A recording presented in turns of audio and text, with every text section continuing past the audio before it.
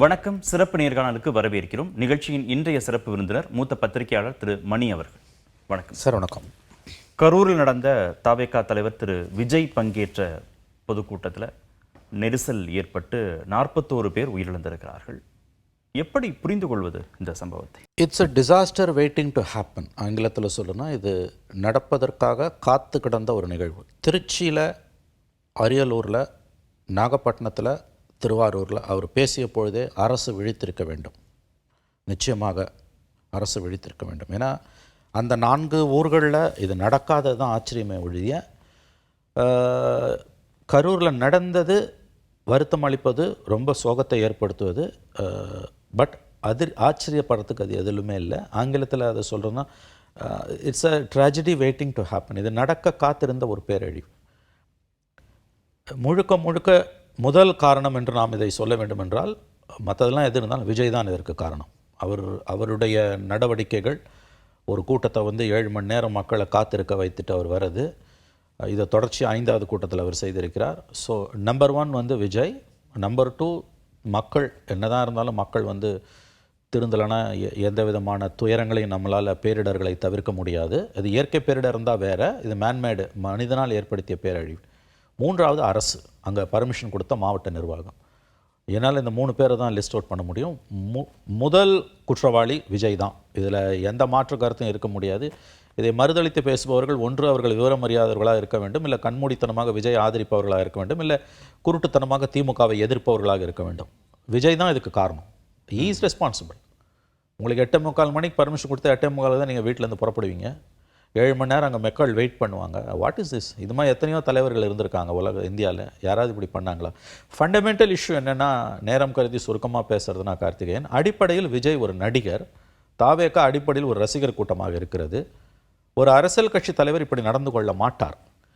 நம்ம கொஞ்ச நேரத்துக்கு முன்னால் பேசணும், ஸ்டாம்பீட்ஸை பற்றி பேசணும். இந்தியாவில் அரசியல் கட்சி நிகழ்வுகளில் ஸ்டாம்பீட்ஸ் ரொம்ப ரொம்ப ரொம்ப ரேர், ஆல்மோஸ்ட் நில்லுன்னு சொல்லலாம். இவரை விட பல மடங்கு கவர்ச்சி தன்மை வாய்ந்த எம்ஜிஆரோ ஜெயலலிதாவோ அவங்க பீரியட்லலாம் இந்த மாதிரி ஸ்டாம்பீட்ஸ்லாம் நடந்ததே கிடையாது. மத நிகழ்ச்சிகளில் நடந்திருக்கு. மகாமகத்தில் இலவசங்களில் வழங்குறதுல, இலவச வேட்டி சேலை 2005 KK நகரில் நடந்திருக்கு. 45 பேர் செத்தாங்க. பட் ஒரு அரசியல் கட்சியோட பொலிட்டிக்கல் ரேலியில் எனக்கு தெரிந்து ஸ்டாம்பீடு நடந்ததே கிடையாது. மேபி 1 or 2 people died, அது இருக்கலாம். இது மேசிவ் ஸ்டாம்பேடு. இதற்கு முழுக்க காரணம் விஜய் தான். ஏன்னா அடிப்படையில் அவர் ஒரு நடிகராக இருக்கிறார். அவருடைய பார்க்க வந்த கூட்டம் அவரை பார்க்கணும்னு வரான், அவர் பேசுறதை கேட்கலன்றான். அவர் ஒரு அரசியல் கட்சி தலைவராக நம்ம எப்படி ஏற்றுக்கொள்ள முடியும்? ஒரு அரசியல் கட்சி தலைவரோட கூட்டத்தில் ஸ்டாம்பேடு நடக்கவே நடக்காது. இன்னொரு முக்கியமான விஷயம், செகண்ட் ரேங்க் லீடர்ஸே இல்லை. ஏன்னா அது பொலிட்டிக்கல் பார்ட்டி இல்லைன்றதுனால. ஏன்னா செகண்ட் ரேங்க் லீடர்ஸ் தான் ஷாக் அப்சர்வர்ஸ். அதுவும் இல்லை. யார் கண்ட்ரோலில் யாருமே இல்லை. விஜய் சொல்கிறதையும் இவங்க கேட்க மாட்டேன்றாங்க, யார் சொல்கிறதையும் இவங்க கேட்க மாட்டேன்றாங்க. டிரான்ஸ்ஃபார்மர் மேலே ஏறி நிற்கிற ஒரு கூட்டத்தை நீங்கள் பார்த்துருக்கீங்களா? என்ன தான் பண்ணும் கவர்மெண்ட்டு?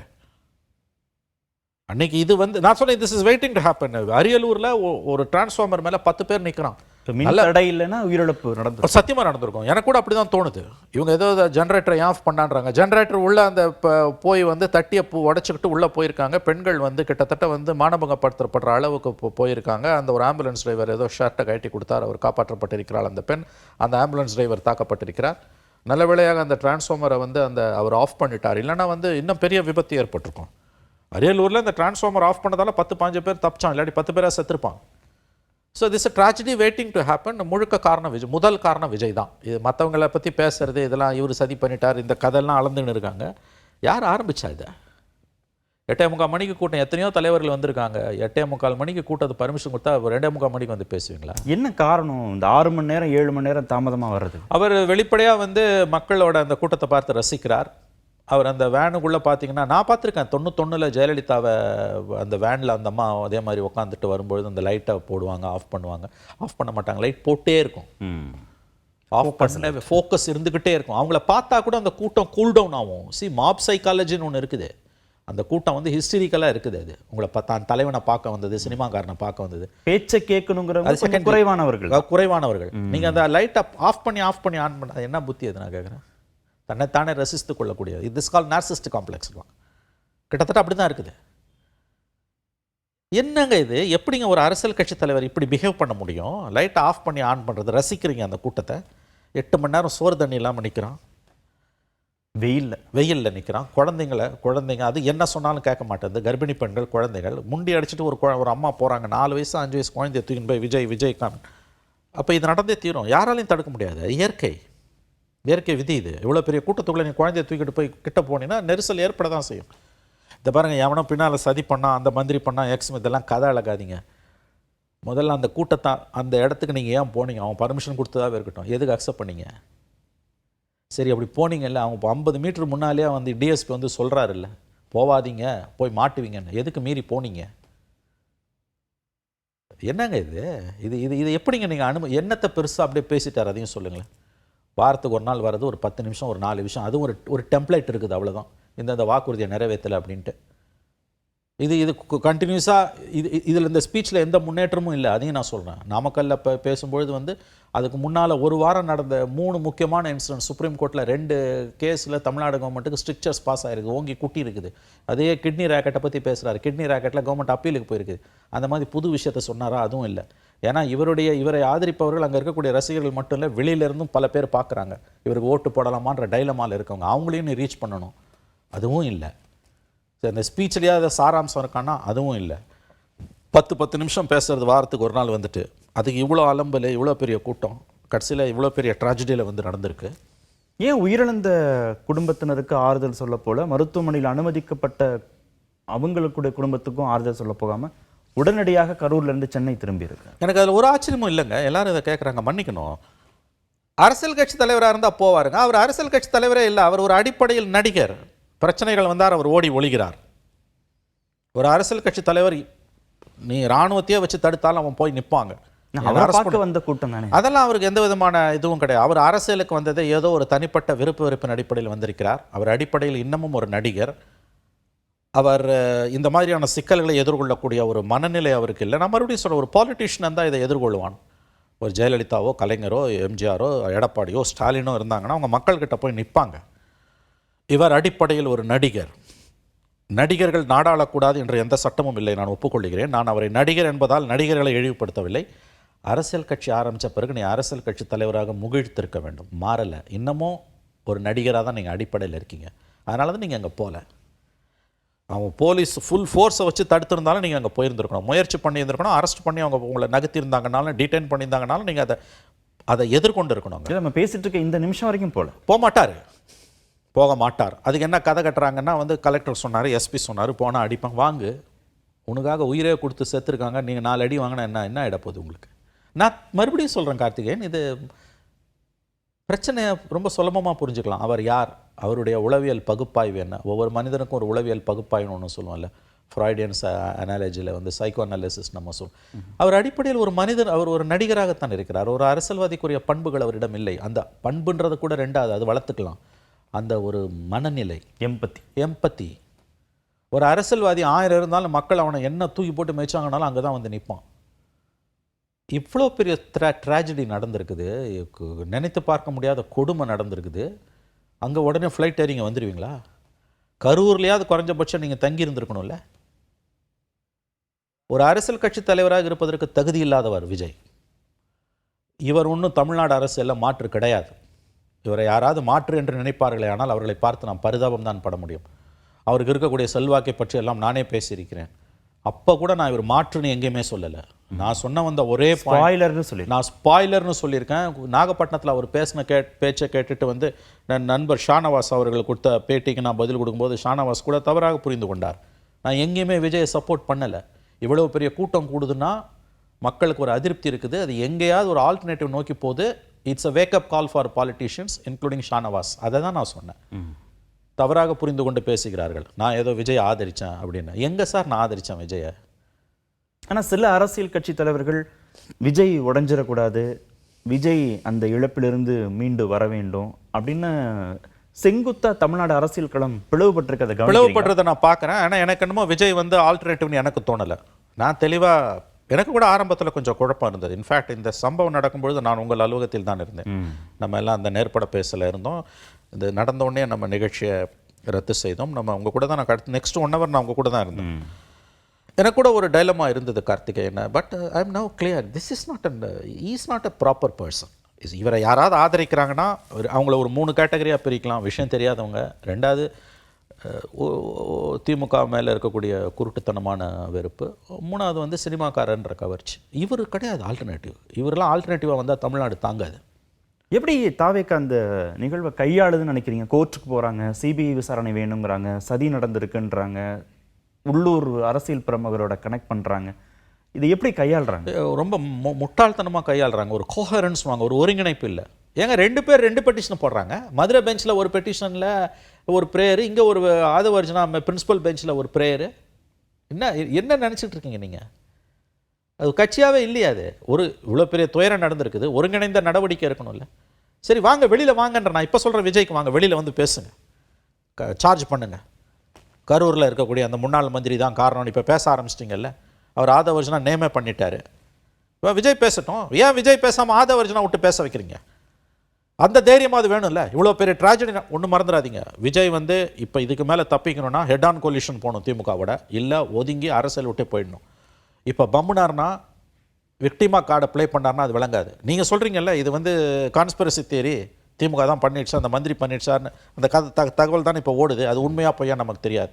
அதுதான் உங்கள் ஸ்டாண்டுனா இப்போ வெளியில் வந்து அடிங்க.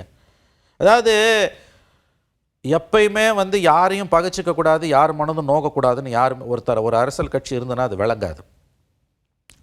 இந்த இன்சிடென்ட்டு உங்கள் வாழ்க்கை, அரசியல் வாழ்க்கையை முடிக்க போகுது.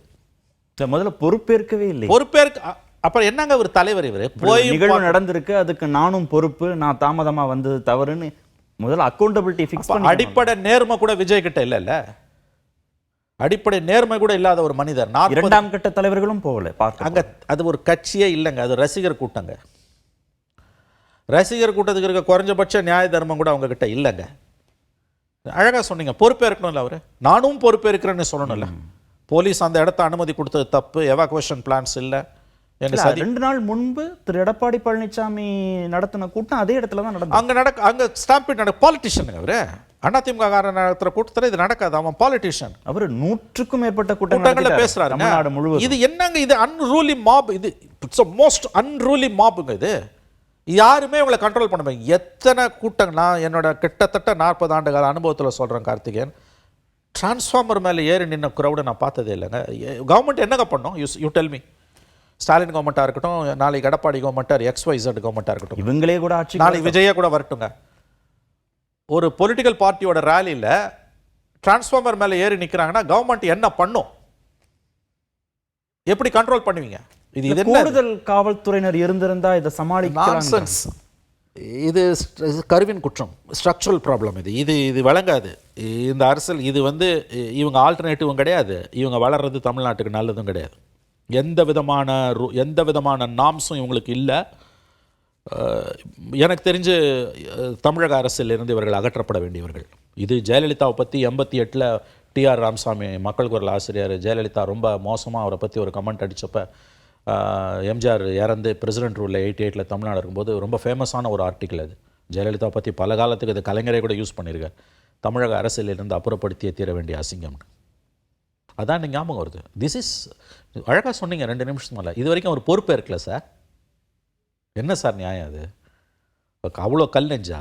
அப்போ இதுக்கு உங்களுக்கு சம்மந்தமே இல்லையா? இது வந்து கான்ட்ரிபியூட்டரி ஃபேக்டர் இருக்குது. கவர்மெண்ட்டும் வந்து சரியாக அந்த இடத்த கலெக்டரும் எஸ்பி. இப்போ நான் ஒரு விஷயத்தில் ஒத்துக்கிறேன், அண்ணாமலை சொன்ன ஒரு பாயிண்ட் கரெக்ட். அவர் ஒருத்தர் தான் அதை கரெக்டாக சொல்லியிருக்கார், முன்னாள் பிஜேபி முன்னாள் தலைவர். கரூர் எஸ்பியும் கரூர் கலெக்டரையும் சஸ்பெண்ட் பண்ணுங்க, கரெக்ட். அது பெண்டிங் இன்வெஸ்டிகேஷன் அவங்களை சஸ்பெண்ட் பண்ணுங்க. நிர்வாக ரீதியாக அவங்களை சஸ்பெண்ட் பண்ணுங்க. 40 பேர் செத்துருக்கான். அரசாங்கத்துக்கு இதில் ஒரு பொறுப்பு இருக்கு. பட் முதல் குற்றவாளி விஜய். அவர் வாயை திறக்கலையே சார். அவர் என்ன சார் நியாயம் அது? உங்களுக்கு எந்த பொறுப்புமே இல்லையா? நீங்கள் போயும் பார்க்க மாட்டீங்க, சும்மா 4 லைன் ஒரு அறிக்கை விடுவீங்க, மீண்டு வருவோம்னு ஒரு கதை கட்டுவீங்க. இது வரைக்கும் இந்த 1.5 வருஷத்தில் நம்ம பல தடவை பேசியிருக்கோம் கார்த்திகேயன். அவர் கட்சி ஆரம்பித்த முதல் நாள் நீங்களும் நானும் பேசணும். It will be a spoils போட்டு நான் சொன்னேன். அதுக்கு பிறகு நம்ம பேசணும். அவர் ஆல்டர்னேட்டிவ் இல்லை கார்த்திகேயன் நான் சொன்னேன். ஆனால் இவ்வளோ டிசாஸ்டராக முடியும்னு நினைக்கல. இவங்கெல்லாம் நாளைக்கு ஆட்சிக்கு வந்தாங்கன்னா நாடு நாசமாக போயிடுங்க. இவங்க கிடையாது. திமுக அதிமுக மாற்று விஜய் கிடையாது. அவர் பேசாமல் நடிக்கப் போவது தமிழ்நாட்டுக்கு நல்லது. அவருடைய இயல்பு என்பது அரசியலுக்கு அறவே ஒவ்வாது. அரசியல்வாதியோட அடிப்படை பண்பு என்ன கார்த்திகேயன்? அவன் எந்த சித்தாந்தம் எந்த தத்துவமானா இருக்கட்டும், வலதுசாரியாக இருக்கட்டும் இடதுசாரியாக இருக்கட்டும், மக்கள் பிரதிநிதி தானே. அவன் மக்கள் பிரதிநிதினா மக்கள்கிட்ட அவன் பேசணும் இல்லைங்க, மக்கள்கிட்ட கலந்துரையாடணும் இல்லைங்க, மீடியா கிட்ட பேசணும் இல்லைங்க. மீடியா எவ்வளவு அயோக்கியத்தனம் பண்ணாலும் மீடியா கிட்ட பேசாதவன் ஒருத்தன் அரசியல்வாதி எப்படிங்க இருக்க முடியும்? நீ மீடியாவை மதிக்கலன்னா மக்களை எப்படி மதிப்ப நீ? எத்தனையோ தலைவர்கள் இந்தியாவில் இருந்தாங்க, வலதுசாரி இருந்தான், இடதுசாரி இருந்தான், எல்லாம் இருந்தான், தமிழ்நாட்டிலே இருந்தாங்க. எல்லா ஷேட் ஆஃப் ஒப்பீனியனும் இங்கே இருக்குது. யாராவது மீடியாவை இவ்வளோ கேவலமாக ட்ரீட் பண்ணியிருக்காங்களா? ஏன்னா த்ரூ மீடியா தானே நீ மக்கள்கிட்ட பேசுவேன். இந்த மீடியாவை விமர்சிக்கணும்னாலும் மீடியாவில் தானே பேசுங்க. நீங்கள் 1000 விமர்சனம் பண்ண மீடியாவை கழுவி கூட ஊற்றுங்க, எனக்கு கவலையே இல்லை. மீடியாவை மட்டைக்கு 2 கீற்றாக கிழித்தெறியுங்கள். ஆனால் மீடியாவை நீங்கள் இக்னோர் பண்ணிட்டு போக முடியாதுன்றது குறைஞ்சபட்சம் அந்த ஜனநாயக பண்பு அது. இல்லை சார், இவ்வளவு ஃபோக்கஸுமே மீடியா தானே கொடுக்குறாங்க. உங்களுக்கு அவங்க தானே கொடுக்குறாங்க. அதானே சொல், media maybe an evil, but it's a necessary evil. இல்லை, லாபம் மட்டும் வேணும்னு நினைக்கிறாங்க. ஆமாம், அவர் தனக்கு லாபம் மட்டும் அப்படியே ஸ்ட்ரைட்டாக போய் சிஎம் உட்காந்து போகிறான். இயற்கைக்கே விரோதமானதில்லை. நீ எப்படி போய் ஸ்ட்ரைட்டாக சிஎம் உட்காருவேன் நான் கேட்குறேன். அது எங்கேயாவது இந்த இடத்துக்கு வரத்துக்கு ஸ்டாலினுக்கு 50 வருஷம் ஆயிருக்கு. 1000 விமர்சனம் ஸ்டாலின் மேலே இருக்கலாம். இந்த இடத்துக்கு வரத்துக்கு ஸ்டாலின் அவர்களுக்கு 50 வருஷம் ஆயிருக்கு. எவ்வளவு பிரச்சனை, அந்த ரோலர் கோஸ்டர் லைஃப்னுவாங்க, இப்படி மேலே ஏறி எவ்வளவு அடிதடி, எவ்வளவு பிரச்சனை, எவ்வளவு கேஸ், எமர்ஜென்சியில் உள்ளே போயிட்டு நீ உயிரோடு இருக்க அரசியல்வாதி சார் அவர். 1000 விமர்சனம் இருக்கலாம். அவரோட அனுபவத்துக்கு முன்னால் நீங்கள்லாம் ஈடாகுவீங்களா? நீங்கள் அவரை எதிர்க்கிறீங்க, அப்போ உங்களுக்கு அதுக்கான தகுதியை வளர்த்துக்கணும்ல. எதிர்க்கக்கூடாதுன்னு நான் சொல்லலை, தகுதியை வளர்த்துக்கணும்ல. அதுவும் இல்லை. இன் வாட் வே நீங்கள் திமுகவுக்கும் ஸ்டாலினுக்கும் எந்த விதத்தில் நீங்கள் வந்து மாற்று, அதை சொல்லுங்களேன். நீங்கள் 100% மாற்று இல்லை என்பதை இந்த ஸ்டாம்பீடில் இந்த என்னைக்கு முந்தா நாள் நடந்தது என்ன 27ஆம் தேதி சம்பவம் அது நிரூபிச்சிடுச்சு. இவர் அன்ஃபிட், அரசியல் இருப்ப விஜய் தகுதி இல்லாதவர். அவர் தன்னை திருத்திக்கலன்னா ஒன்றுமே பண்ண முடியாது. இதில் வந்து திமுகவுக்கு எதிராக அவரை கொம்பு சீவி விடுற வேலைகள் நடக்கும், அதை நான் ஒத்துக்கிறேன். இப்போ ரொம்ப சுருக்கமாக சொல்கிறதுனா, ஸ்டாலினுக்கு ஆல்டர்னேட்டிவ் இன்றைக்கி தமிழ்நாட்டில் இல்லை. ஸ்டாலின் வாசஸ் அதர்ஸ்னு வந்துடுச்சு. ஏன்னா அதுக்கு 2 காரணம். ஒன்று வந்து ஐடியாலஜிக்கலாக they're in a very strong position, ரொம்ப சித்தாந்த ரீதியாக ரொம்ப தெளிவாக இருக்கார் அவர். That's why I say Stalin is the most luckiest chief minister. அவருக்கு வந்து அந்த சித்தாந்த ரீதியாக அவருக்கு அந்த ஒரு சரியான ஒரு நிலைப்பாடு இருக்குது. அவரை சுற்றி இருக்கக்கூடிய கட்சிகள் 2 லெஃப்ட் பார்ட்டிஸ், காங்கிரஸ், விசிகே வந்து ஆன்டி பிஜேபியில் ரொம்ப உறுதியாக இருக்காங்க. இந்த லக்ஸுரி மற்றவங்களுக்கு இருந்ததில்லை. ஸோ இன்றைக்கி நாடு பூரா இருக்கக்கூடிய நிலைமையில் வந்து ஆன்டி பிஜேபியை ரொம்ப தெளிவாக ரெப்ரசன்ட் பண்ணக்கூடியவர் ஸ்டாலின் அவர்கள். ரெண்டாவது ஆப்போசிஷன் ஏடிஎம்கே பிஜேபி இன் ஷாம்பிள்ஸ். இங்கே வந்து அவங்களால மக்கள் நலன் சார்ந்து இதை சொல்கிறதால இந்த கவர்மெண்ட்டில் ஒன்றும் பிரச்சனை இல்லைன்னு நான் சொல்லவில்லை. நிர்வாக ரீதியாக இருக்கக்கூடிய பிரச்சனைகளை எக்ஸ்ப்ளாய்ட் பண்ணுறதுக்கு அதிமுகவுக்கு புத்தி இல்லை, பிஜேபிக்கு எந்த விதமான புத்தியும் பிஜேபிக்கும் இல்லை. அதனால் Stalin is the most luckiest chief minister. Sitting on a very comfortable position, ஐடியாலஜிக்கலாகவும் அட்மினிஸ்ட்ரேட்டிவ்லையும். அப்போ ப்ளஸ் அவரோட அனுபவம், திமுகவோட ஸ்ட்ரக்சர், இந்தியாவிலே மோஸ்ட் பவர்ஃபுல் ரீஜனல் பார்ட்டி. அப்போ இவங்களை எதிர்த்து நீ வரேன்னா நான் கேட்குறேன், அதில் 10% உங்களுக்கு தகுதி, திறமை, புத்தி இருக்கணும்ல. உங்களுக்கு தெரியாதுன்னாது உங்களுக்கு தெரியணும். அப்படியே ஜஸ்ட் லைக் தட் பேசிட்டு போயிடுவீங்களா? அண்ட் இவர் ஸ்லாண்டர் பண்ணக்கூடாதுங்க, யாரையும் விமர்சனம் பண்ணலாம். அந்த 5 நிமிஷமோ 10 நிமிஷமோ பேசினார், செந்தில் பாலாஜியை பற்றி ஒரு பாட்டு பாடினார். அதுக்கு முன்னால் ஒரு வார்த்தை சொன்னார், இங்கே போன வாரம் இங்கே ஒரு ஃபங்க்ஷன் நடத்துனாங்களா, அதில் 30 பேர் விழாவா? இல்லை 30 விழா. இதெல்லாம் அற்பத்தனமான பேச்சு. ஒரு அரசியல் கட்சி 75 வருஷம் பாரம்பரியம் மிக்க கட்சி, அவங்க ஒரு விழா நடத்துகிறாங்கன்னா அதை இப்படி நீ நக்கல் பண்ண முடியாது. நான் மறுபடியும் சொல்கிறேன், நீங்கள் ஒருத்தனை எதிர்க்கலாம், அடிக்க கூட செஞ்சலாம், ஆனால் ஒருத்தனை இழிவுபடுத்தக்கூடாது. நீங்கள் என்னத்தை சாதிச்சு கழிச்சிட்டிங்கன்னு அவங்கள இழிவுபடுத்துறீங்க. சரி, அவ்வளோ பேசுனீங்கல்ல, உங்கள் கண்ணு முன்னால் சாவறான்ல, அந்த பணத்தை கூட இந்த சடலங்களை பார்த்து கூட அஞ்சலி செலுத்த உங்களால் போக முடியல. நீங்கள் வரைக்கும் போல யாரும் போல சரி பேசிட்டு இருக்க இந்த நிமிஷம் வரைக்கும் போல. நேற்று நான் பார்த்தேன் கார்த்திகேயன், ஒரு விஷுவல் டிவியில் பார்த்தேன். அதாவது வந்து எல்லா கட்சி தலைவர்களும் அங்கே இருக்காங்க. திமுக இருக்கான், அதிமுக இருக்கு, காங்கிரஸ், பிஜேபி, சீமான் கட்சியிலேருந்து இருக்காங்க, ஓபிஎஸ் இருக்காரு. இவங்க மட்டும் இல்லை, யாரால இது நடந்ததோ அந்த கட்சி பிரதிநிதிகளே அங்கே இல்லை. ஏன்னா கட்சியே இல்லை. ஏன் டிஸ்டன்ஸ் பண்ணிக்கிறாங்க? என்ன அச்சமா? இல்லைங்க கார்த்திகேயன், நான் மறுபடியும் சொல்ல, ஸ்ட்ரக்சரே இல்லை கார்த்திகேயன். செகண்ட் ரேங்க் லீடர் இல்லாமல் ஒரு கட்சி எப்படிங்க? அது ஒரு கட்சினே சொல்றது தப்புங்க. தமிழ்நாடு கவர்மெண்ட் ரொம்ப மோசமான ஒரு எனக்கு பரிதாபமாக இருக்குது தமிழ்நாடு கவர்மெண்ட் போலீஸையும் பார்த்தா. ஏன்னா they are dealing with a very peculiar situation. அவர்கள் பரிதாபத்துக்குரிய அவங்க மேல அலிகேஷன் வச்சிடறாங்க இல்லையா? வச்சிடறாங்க மட்டும் இல்லைங்க. நீங்க ஒரு பொலிட்டிக்கல் பார்ட்டியை தமிழ்நாடு கவர்மெண்ட்டோ போலீஸோ ஹேண்டில் பண்ண முடியும். நீங்க ஒரு ரசிகர் கூட்டத்தை ஹேண்டில் பண்றீங்க. ரசிகர் கூட்டத்தை எப்படி ஹேண்டில் பண்ணுவீங்க? டிரான்ஸ்ஃபார்மர் மேலே ஒரு பொலிட்டிக்கல் பார்ட்டியோட ஆக்டிவிஸ்ட் ஏறி நிற்க மாட்டாங்க. ஏறி நிற்கிற சினிமாக்காரனா 10 பேர் நிற்கிறான், சின்ன பசங்க இருக்காங்க, எல்லாம் பாதி பேருக்கு ஓட்டே இல்லை, less than 18. விஜயே தேங்க்ஸ் பண்ணார் போலீஸ்க்கு. அதுக்கு 2 நிமிஷம் தேங்க் பண்றாரு. இல்லைன்னா நாங்கள் வந்திருக்கவே முடியாதுன்னு சொல்கிறேன். அப்புறம் இது நடக்குது இல்லை. ஆஸ் ஆஃப் நவ் இஸ் அன்ஃபிட்டுங்க. அதில் நாளைக்கு தகுதியை வளர்த்துப்பாரான்னு எனக்கு தெரியாது, அவர் திருந்துவாரான்னு எனக்கு தெரியாது. பட் இன்றைய நிமிஷத்தில் பார்த்தீங்கன்னா அவர் அரசியல்வாதியாக இருக்க தகுதி இல்லாதவர். ஒரு அரசியல்வாதி இந்த தப்பை பண்ண மாட்டான். இது ஒரு சினிமாக்காரன், ஒரு ஒரு ஒரு பாப்புலர் ஹீரோ, அவருக்கு இருக்கக்கூடிய பாப்புலாரிட்டியை வச்சு மக்கள் மன்றத்தில் வாரத்துக்கு ஒரு நாள் வந்து நின்றுட்டு வர வேண்டிய நேரத்துக்கு 6 மணி நேரம் தாண்டி வந்து ஒரு 10 நிமிஷம், அதுவும் புதுசாக ஒன்றும் கிடையாது, ஒரே டெம்ப்ளேட்டு, அதை பேசிட்டு போயிடுறாரு. அந்த ஸ்டாம்பீடில் இவ்வளோ பேர் சாவுறான். இது கடைசியாக இருக்கணும். இது மாற்று வழியை கவர்மெண்ட் கண்டுபிடிக்கணும். இல்லைனா இந்த வகையான பிரச்சாரத்துக்கு கவர்மெண்ட் அலோவ் பண்ணக்கூடாது. என்ன கேட்டிங்கன்னா முதல்ல அந்த கலெக்டர் எஸ்பி சஸ்பெண்ட் பண்ணணும். உங்கள் கடமை மனித உயிரை காப்பாற்றுறது. 1000 விமர்சனம் பண்ணட்டும். அரசாங்கம் எங்களுக்கு வந்து தடை விதிக்குது, அரசாங்கம் வந்து எங்களுக்கு வந்து கட்டுப்படுத்தினா படுத்து தான் செய்யும். இல்லை, ஒரு அரசியல் கட்சிங்கிறதுனால ஆளும் கட்சியாக இருக்கிற திமுகவுக்கு இதை கையாள்வதில் கொஞ்சம் நெருக்கடி இருக்குல்ல? இல்லைங்க, அவங்களுக்கு ஒரு ப்ராப்ளம் இருக்குங்க. விஜயோட பாப்புலாரிட்டி திமுகவுக்கு ஒரு டிஸ்டர்பன்ஸை ஏற்படுத்துது. அதையும் நம்ம பேசணும். கண்டிப்பாக வந்து DMK is rattled by Vijay's popularity. இதில் 50% ஓட்டாக மாறினா கூட தங்களுக்கு சிக்கல்னு ஸ்டாலின் கருதுகிறார், உதயநிதி கருதுகிறார், திமுக கருதுகிறது. இது உண்மை. இதையும் மறைக்காம தான் பேசணும். பட் ஒரு கவர்மெண்ட்டாக நீங்கள் இப்படி ஒரு ஸ்டாம்பீடு நடக்கிறத தடுத்துருக்கலாம். நான் சொல்கிறேனேங்க, திருச்சியில் பார்க்கும்போது எனக்கு வந்து கதி கலங்குச்சுங்க. நான் பதிவும் பண்ணியிருக்கேன். ஐயோயோ, எந்த அசம்பாவிதம் நடக்கக்கூடாது, இப்படி இருக்குது. இந்த க்ரௌடை எந்த போலீஸாலையும் மேனேஜ் பண்ண முடியாது. ஆர்கனைஸ்டு க்ரௌடு இல்லை, இட்ஸ் அன் இன்ஆர்கனைஸ்ட் க்ரௌடுங்க. ஒரு பொலிட்டிக்கல் ரேலியில் திரும்பவும் சொல்கிறேங்க, இது நடக்காது. ஏன்னா 2nd rank 3rd rank leaders இருப்பாங்க, அவங்க தான் ஷாக் அப்சர்வர்ஸ். அந்த மாவட்ட செயலாளர்களோ அங்கே இருக்கக்கூடிய மாவட்ட பிரதிநிதிகள் வந்து அந்த க்ரௌடை கண்ட்ரோல் பண்ணுவாங்க. அது காசு கொடுத்து வந்த கூட்டமாக இருந்தாலும் கண்ட்ரோல் பண்ணுவான், காசு கொடுக்காம வந்த கூட்டமாக இருந்தாலும் அவனுக்கு தெரியும் யார் எவன் எங்கன்னு. இது எதுவுமே இல்லையே, யார் கண்ட்ரோல்லையும் யாருமே இல்லை, ஆயிரக்கணக்கில் மக்கள் கூடுவாங்கன்னா ஸ்டாம்பீடு நடக்காட்டி தான் ஆச்சரியம். அதுவும் வந்து மோஸ்ட் அன்ரூலி மாப். குழந்தைங்களை எடுத்துகிட்டு வராதன்றான். கோர்ட்டு சொல்லுது, விஜயும் சொல்கிறாரு, போலீஸும் சொல்லுது. எவன் சொல்கிறதையும் நான் கேட்க மாட்டேன். 10 குழந்தைகள் உயிரிழந்து 10 குழந்தை உயிரிழந்திருக்குன்னா வந்து நான் கேட்குறேன், இதுக்கு at what level you will fix the responsibility? அதை பேசுவோம்.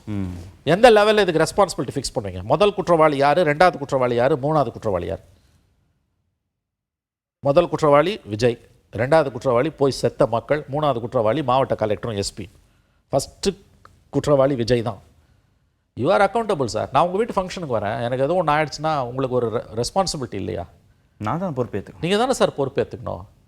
எதுக்கு போனீங்க அந்த கூட்டத்துக்கு? நீங்கள் விக்கிரவாண்டி மாதிரி மதுரை மாதிரி பொட்டல் கார்டில் நடத்துறீங்கன்னா ஒரு பெரிய அட்வான்டேஜ் உண்டு. அங்கே அவங்க ரொம்ப அழகாக பண்ணாங்க. அந்த ப்ரெஸ் கான்ஃபரன்ஸில் நான் பார்த்துருக்கேன். Exit points 6, entry points 6, exit points 10, 12நாங்க. எக்ஸிட் பாயிண்ட்டே இல்லை கார்த்திகேயன். எவாக்குவேஷன் பிளானாக இல்லை, பிளான் பிஏ இல்லை. It's a disaster waiting to happen. இது நடந்து போச்சு. பொலிட்டிக்கலி ஸ்பீக்கிங் வந்து Vijay in a tight spot. நான் வந்து அவர் வந்து நாளைக்கு பிஜேபி ஏடிஎம்கே அவரை தான் கையில் எடுக்கலாம். அவர் என்டிஏக்கு போகலான்னு கூட சொல்கிறாங்க, தன்னை காப்பாற்றிக்கிறது. இது பாருங்கள், திமுகவை எதிர்க்கிறது அப்படின்றது சித்தாந்த ரீதியாக இருக்கணும். குருட்டுத்தனமான திமுக எதிர்ப்புனா அது உங்களை போய் முட்டு சந்தில் தான் நிறுத்தும். அப்படி போய் நிறுத்துறீங்க, உங்களை கையில் மற்றவங்க எடுக்கிறாங்கன்னா வெல், ஆல் த பெஸ்ட். ஆனால் அதில் ஜெயிக்கிறதுன்றது அவ்வளோ ஈஸி கிடையாது. நீங்கள் திமுகவுக்கு மாற்றுனா என்ன, ஒரு ஆக்ஷன் பிளான் என்ன? எதுவுமே இல்லாமல் குருட்டுத்தனமாக போய் திமுகவை எதிர்க்கிறேன்னா அப்போ at the cost of what?